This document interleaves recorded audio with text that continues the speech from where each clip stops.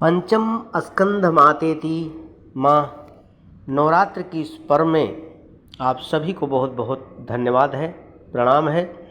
पौराणिक मान्यताओं के अनुसार स्कंद माता की उत्पत्ति तारकासुर नाम के राक्षस का अंत होने के कारण ही जाना जाता है। क्यों कि तारकासुर का अंत केवल शिव जी का पुत्र ही कर सकता था। माँ पार्वती ने पुत्र कार्तिकेय को युद्ध के लिए प्रशिक्षित किया था। एक नाम इनका स्कंद भी कहा गया है, जो वीरता, साहस और नायक का प्रतीक माना जाता है।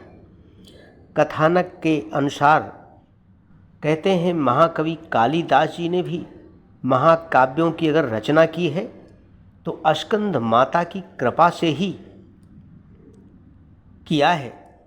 माँ अपनी गोद में स्कंद को लिए हुए सूर्यमंडल की अधिष्ठात्री देवी होने से अलौकिक तेज उत्पन्न प्राप्त होता है उस साधक को, जो कांतिमय बन जाता है, तेजवान हो जाता है, मोक्ष के द्वार खोल देने वाली माँ है।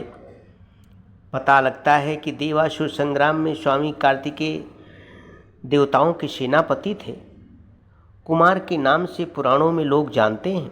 इन्हीं भगवान स्कंद की माता होने के कारण माँ दुर्गा जी के इस स्वरूप को स्कंद माता के नाम से जानते हैं।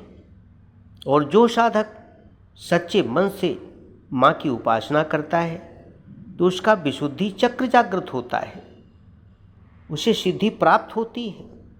एक और कथन आता है कि जिस समय सती माता जी ने शरीर का त्याग किया तो भगवान शंकर जी ने स्वयं को सजा देने के लिए भवबंधन से दूर हट करके एक तपस्वी रूप में पहाड़ों के बीच में तप किया।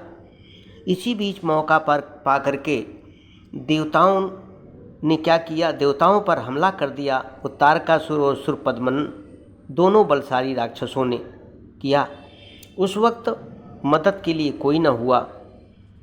तब राक्षसों ने क्या किया, ये आतंक मचा दिया। उस आतंक से परेशान होकर के देवता ब्रह्मा जी के पास गए।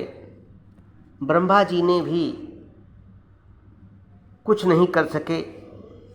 विष्णु भगवान के पास गए, विष्णु भगवान ने भी कुछ नहीं किया। तब नारद जी के पास गए और नारद के पास जाकर के सारा दुख बताया तो माता पार्वती जी से भगवान शिव को पति के रूप में पाने के लिए, तपस्या करने के लिए विधान बनाया। भाइयों बहनों, जानते हो, सब बताने की आवश्यकता नहीं है, लेकिन छोटी छोटी बातों को जो नहीं जानते हैं उनको मैं बताने का प्रयास करता हूँ। तब नारद जी के अनुसार विवाह संपन्न हुआ तपस्या के बाद में, और उनको स्वामी कार्तिकेय के रूप में, 6 मुखों के रूप में, पुत्र के रूप में प्राप्त किया। वही आखिर में राक्षस का वध किया। इसी कारण से स्कंद माता होने के कारण उनका नाम स्कंद माता नाम पड़ा। मित्रों, समझना हम सब के लिए बड़ा कठिन है। इनका पूजन षोडशोपचार के रूप में षोडश मातृका भी बनाई जाती हैं।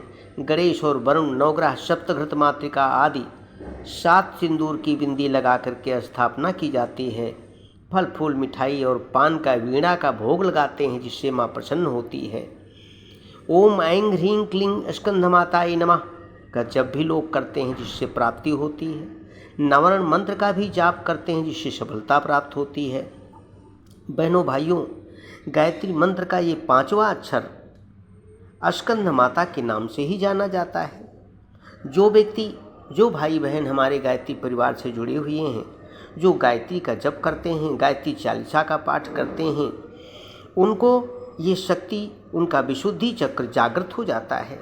मित्रों, गायत्री की महिमा तो अपार है। महामंत्र जितने जगमाही, को गायत्री समनाही। उसकी बराबरी करने वाला कोई भी महामंत्र न भूतो न भविष्य कोई है नहीं। इसलिए आपको पता है कि जब भगवान शंकर पहाड़ों के बीच में जा कर के तपस्या किया तो उसी बीच में इन्होंने हमला कर दिया देवताओं के ऊपर, और तब जा कर के इस प्रकार से ब्रह्मा जी का वरदान प्राप्त हुआ था कि जाओ, तुमको वही शंकर जी का ही पुत्र विनाश का कारण बनेगा। और मित्रों, वही हुआ कि शंकर जी के ही पुत्र के नाम से जाने जाते हैं, जो स्वामी कार्तिकेय ने किया। बहुत बहुत धन्यवाद है आप सभी को।